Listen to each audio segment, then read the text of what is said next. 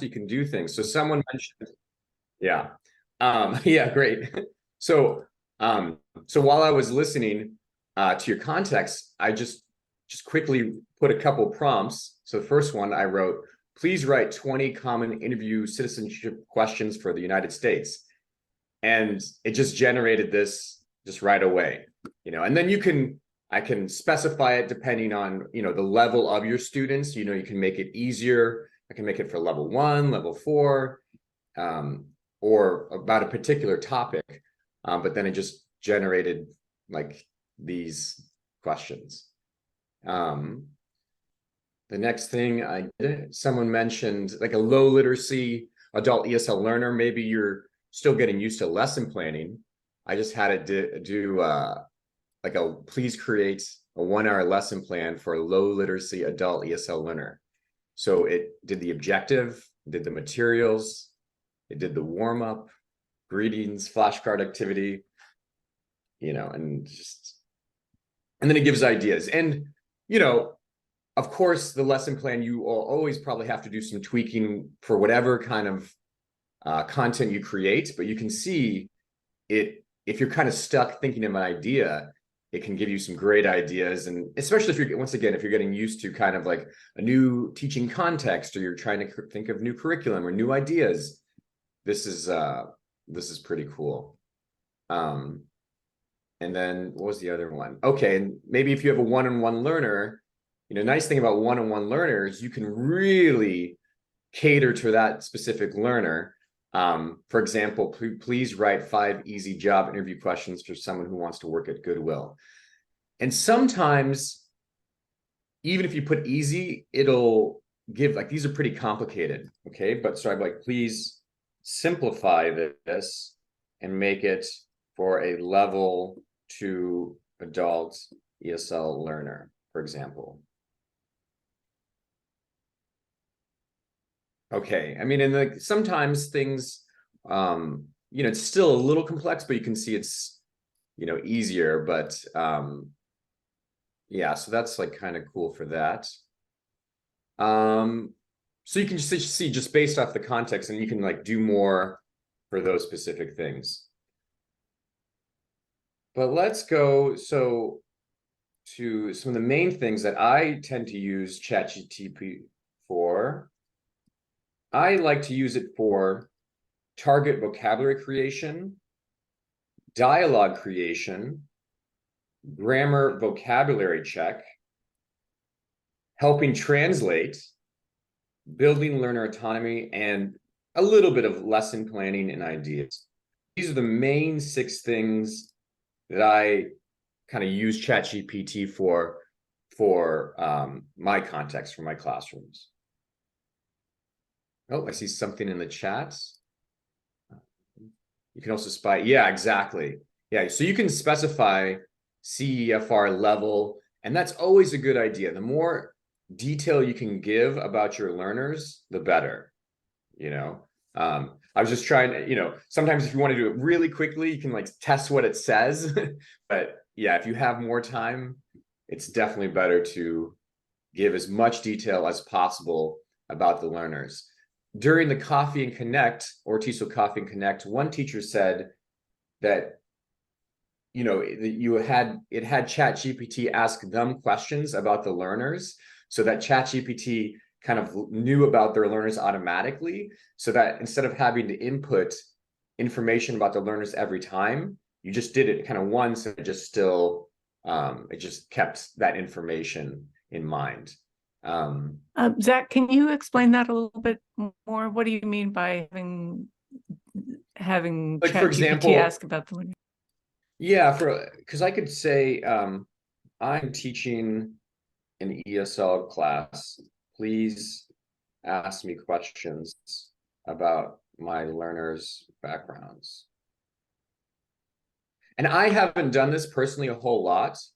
But for example, yeah, I don't know this. I haven't personally done this. I usually just enter my students' information.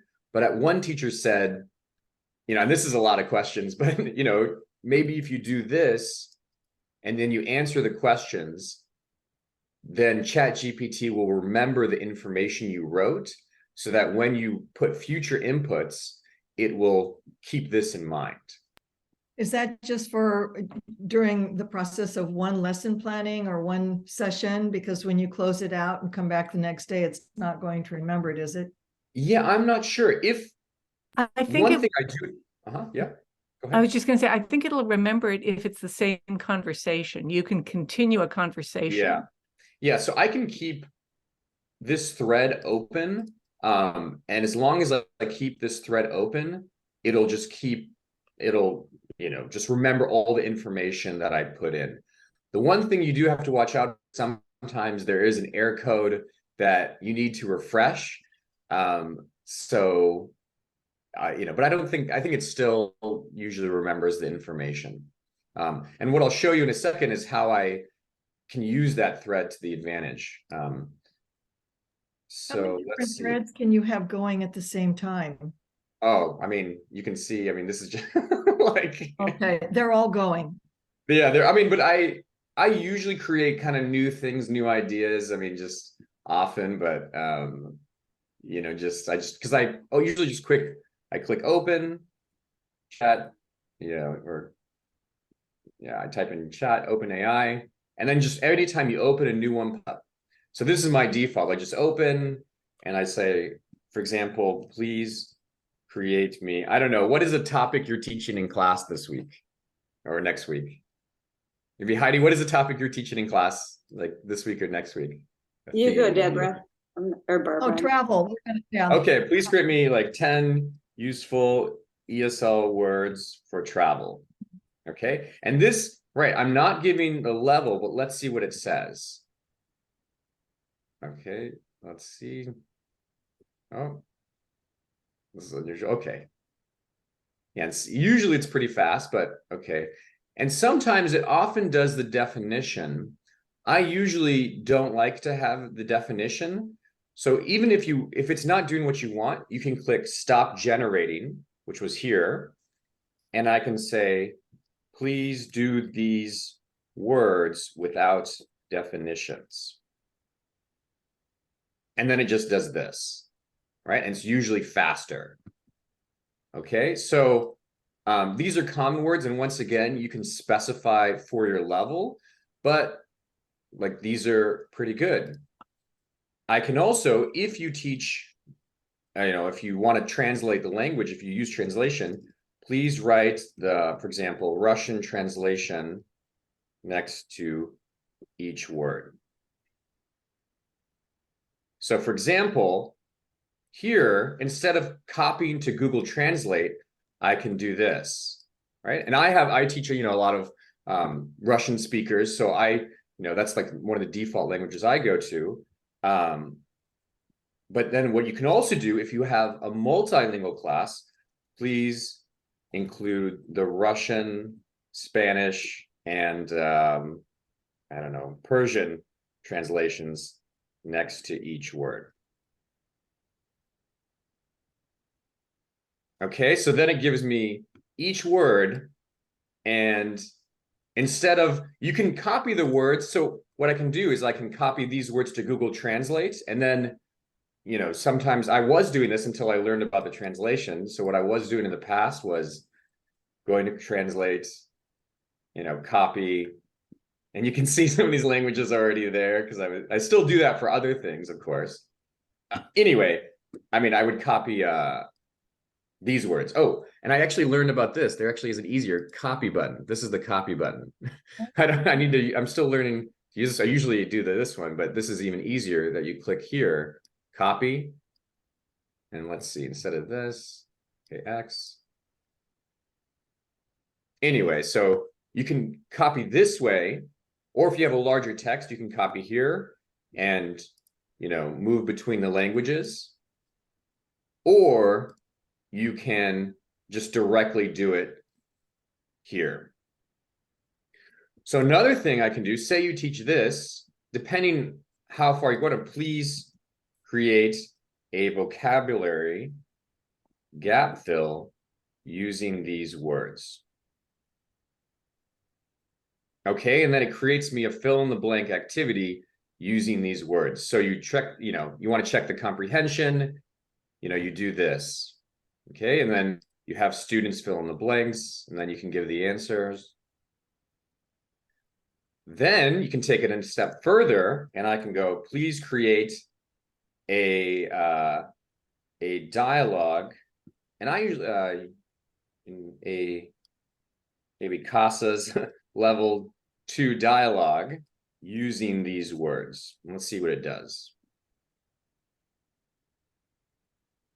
Okay, and then it's sometimes you have to play around because maybe I didn't want it to have the blanks, but you could always just have the dialogue and then have them fill in the vocabulary first, and then they are getting used to the words in the dialogue. You do the gap fill, and then what I do for dialogue is I just drill the pronunciation. Hey Maria, please repeat after me. Hey Maria, we've made it to the city. And some of these words are maybe a little, advanced, like we've maybe and made it. I don't know. Have you looked? That's present perfect. That's maybe, anyway. So you have to once again double check about your learner's level and the effect, like the filter, like what's going to be, blocks. What are going to be blocks to them?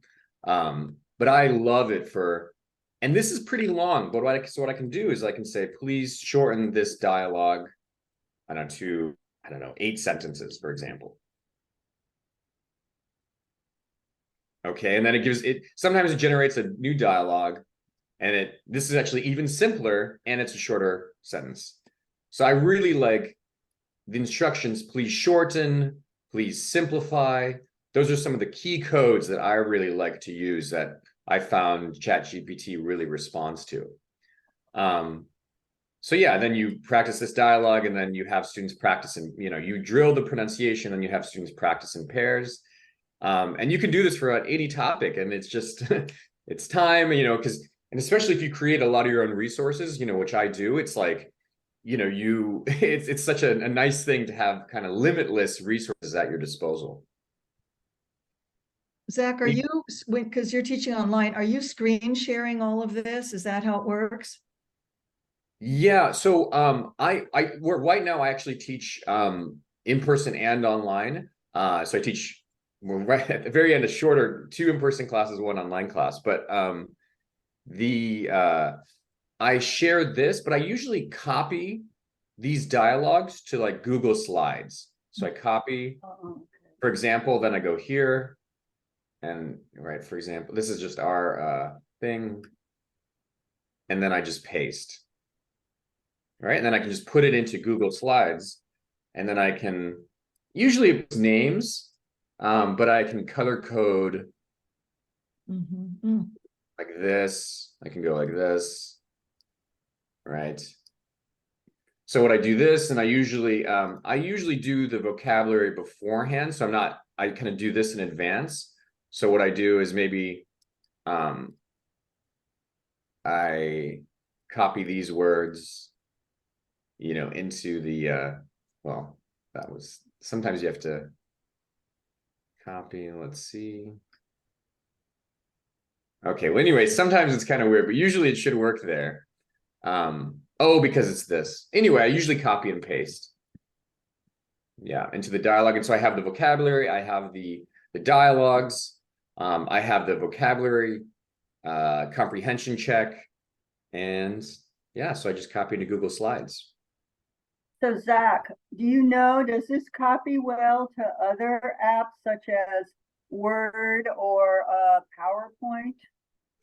I have not used, I imagine, I have not used Word or PowerPoint, but I believe so. I know I've tried out for Google Docs, and Google Docs, it works. You can copy pretty well to Google Docs.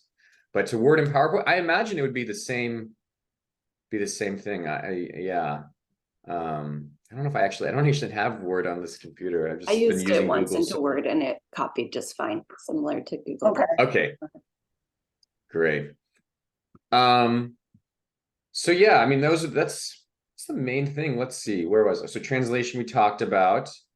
For example, please write a list of 5 useful phrases for going to the bank, right? And translate them into Spanish. So You can just put this, or if you want to, you can put the useful phrases and into Spanish. What was this? Yeah, dialogue creation. Yeah, we talked about target vocabulary. Oh, the next thing, grammar practice. For example, let's see, where's this? You can do this.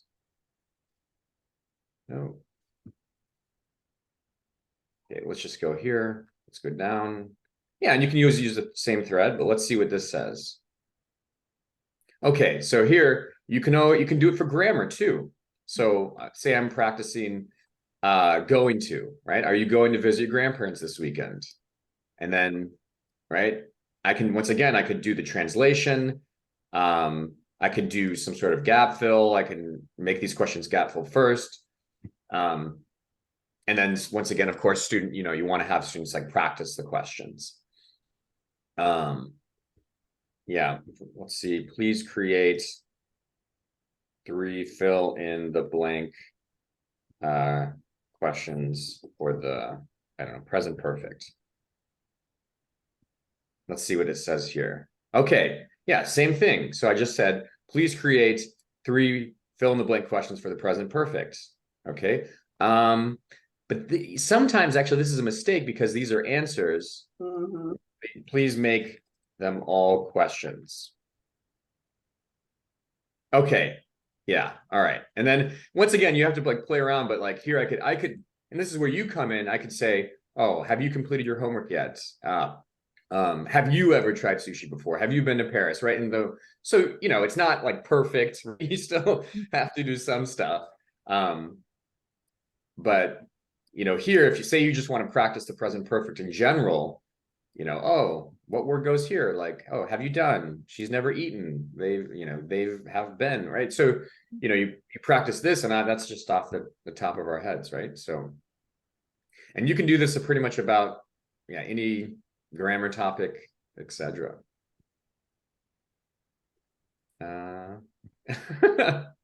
Yeah, so as I said, I mean, and there's lots of other things, you can use it for in non ESL contexts as well. I know people are starting to use it to write code. You can have it write cover letters. Like, for example, I am applying to Goodwill, right? Someone like a student, please write me a cover letter. And you can give it information about yourself. Okay. Well, anyway, I haven't done this a whole lot, but I'm just saying, you can, the structure, and this gives like a different structure. Yeah, this is kind of interesting. Yeah, anyway, I haven't done this, but you can fool around with it. You can also ask it to look at a pre-existing text and kind of have it make suggestions for you. What other cool things can you have it do? Oh, you can have, people are starting to have a tip. Please create a 9-week curriculum for adults, ESL learners preparing for the citizenship test. Okay, maybe our level, yeah, let's just try not to give too much information. You can always give 2, but okay, so say you're teaching a citizenship class and you're want to come up with ideas for your citizenship class, and here you can kind of give ideas for week by week, for example. And this could be week, this could be days, of course. Say you're teaching a 4-day course. But this is just an example. Then I think the more information you give, once again, like about like what your particular students would need to know for the citizenship class, or what they already know, etc. That's like in this construction, that helps a lot. Zach, I followed up on your resources at the end of your presentation, and been listening to things and playing with it a little bit. And I think the biggest takeaway I get is you've got to be as specific as possible. Mm-hmm. And the context is very important. And the one question you've already talked about it a little bit, but really the best way to address the level of students, is there any other advice you can give there? You mean just for instructions or just to know more Yeah, about the I mean, levels? to when you're inputting, okay, do I just say, intermediate, low, beginning, or Yeah, I think, yeah, I mean, it's a great question. I think just, as I said, like CASA's, for example, CASA's level 1. I tend to find putting the instructions a little bit lower Mhm. is better. So, for example, say your students are level 3, instead of putting level 3, put level 2, because I think the default is it tends to make it a little bit more difficult. Because you can always, yeah, you can always make it make it more challenging, but yeah, I think that's would be my suggestion. Is so it's like, if they're intermediate, maybe put like low intermediate, because then Chat GPT probably defaults to intermediate a little bit more. do you find that works better, like low, intermediate, or beginning, other than using CASAS, or the other thing, which I'm not familiar with, the CEFR? I don't know what that is. Yeah, I mean, that's the Common European Framework Reference. So that's like kind of what they use in Europe and England, and the tests such as the FCE and CAE, like those are like those tests. And those are great benchmarks, like A1, B1, and yeah, you can definitely like put that like in as well. I think, you can even put both. Like you could put CEFR like level A2 and like, high beginner. And then you just kind of put both of those and just, maybe see what it says. Yeah, I think especially when you're starting out, that will probably make it a little easier. I think for me, it's just like, I know, like, because the students, I've used it a lot, and I'm like, okay, I know what my students can handle. But yeah, it is, I definitely, sometimes you need to double check, because sometimes if you miss something, I can tell, oh, I missed this word. And then my students are like, whoa, what's this? Or like, that's so complex. And so my default suggestion was to be like, go a little bit lower than you think your students are. And yeah, just at the beginning, put as much detail in as possible, CEFR. And maybe even you can like read about the CEFR, like what the bandwidths are, and maybe put that into your instructions for that. So Zach, I would say, knowing intimately what it takes to teach a citizenship, to prepare the student for the citizenship test, using that Chat GPT, there's four parts to the citizenship test, and they overwhelmingly focused on the civics questions, which for most students is the easiest part of the test. Okay. Other than the fact that they have to learn this. Yeah. And so I could easily see, okay, they really didn't focus on the reading, the writing, or the verbal, the interview, which is pretty rigorous. So I would say, in using this for a lesson plan, one's going to have to really define the parameters of what you want included, for sure.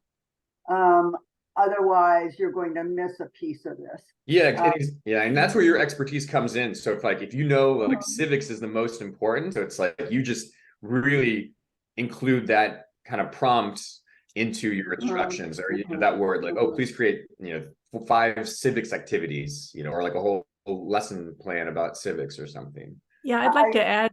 Oh, go ahead, Barbara. I was just going to say, so it really is that old thing about whatever data you put in is what you're going to get out. Yeah. But you can always adapt, right? So you put it in, and like that's not the end. It's just like, okay, it's like a conversation, and you can.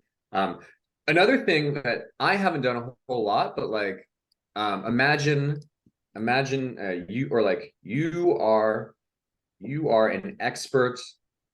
I don't know, civics, U.S. civics. I don't know, what do they call the people that test the students for that? Oh, that test them? They're the immigration officers. Immigration officer. Please create 5 questions for someone taking the test. Well, see, I think this is my experience with Chat GPT. You cannot rely on it for factual information. Yeah. So the civics test has very, very specific questions. Yeah. Chat GPT doesn't know what they are. I've run into this when I've asked, give a simple explanation, a CEFR A1 explanation of, the auxiliary do in questions. And sometimes it gives a good answer.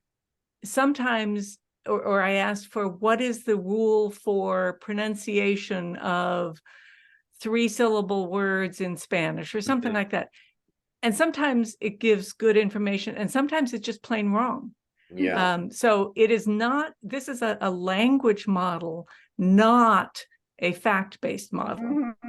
Yeah. In fact, a law firm got into great trouble because they used Chat GPT to write a pleading, and Chat GPT made up quote. I mean, it took citations. It makes things up. So it's good for things like you described, Zach. It's great for what are common words and how to make questions out of those and things like that. But be careful of asking it for any fact-based question, because there's no guarantee that it's going to sound very authoritative. Yeah, I know. I totally agree. Just like when you like Google something, you can't trust everything, totally everything you read on the internet. So, but yeah, I totally agree in terms of like information or like kind of the history and stuff. Yeah, you have to be very careful. But yeah, just from a pedagogical perspective, and ideas and questions, that's like what I really love about it. Yeah. And as far as my understanding, I'm sorry, go ahead. No, sorry. Zach, so do you use the free version or the paid version? I use the free version. Okay. I am really curious about the paid version, but the main reason I use the free version still is, I mean, I show my students in the classroom sometimes, and I like to show them how they can start using it in their own time for like job interview prep, and just if they have a question. I don't want to like necessarily, encourage my students to pay or something, but I have heard that the paid version could very well be worth it. But I think, the free version is doing a lot of amazing things as is. So, yeah. I was what I understood is the big difference was that the paid version is apparently linked to the net. So you're getting current information. Yeah. Unpaid is really based on the input that's been put in there. Maybe. Yeah. So probably they made updates, but that's once again, like, if we're not necessarily using it just for information, it's like, okay, I mean, these questions, I don't know, that give you these vocabulary travel things aren't so different. So. Super. My understanding is that it's not up to date factually. So I heard one thing that said they're like 2021 or something, and I don't know where it is now, but maybe the most recent, because I know Chat GPT 3 was 2020, maybe 19, I don't know, something like that. But so what assignments do you give for your students to use it, or how do you promote learner autonomy? Is it I like, especially when a student asks me a question like that, I think like Chat GPT could answer. I sometimes put that question into Chat GPT, or I'm like, oh, hey, if you have questions at home, like ask that question or something, or like what's the difference between like two things. And like, I think I started to show you the present simple versus present continuous. Like, it gave a pretty good, examples, like, please give an example of the present simple and the present continuous, and they can see these examples.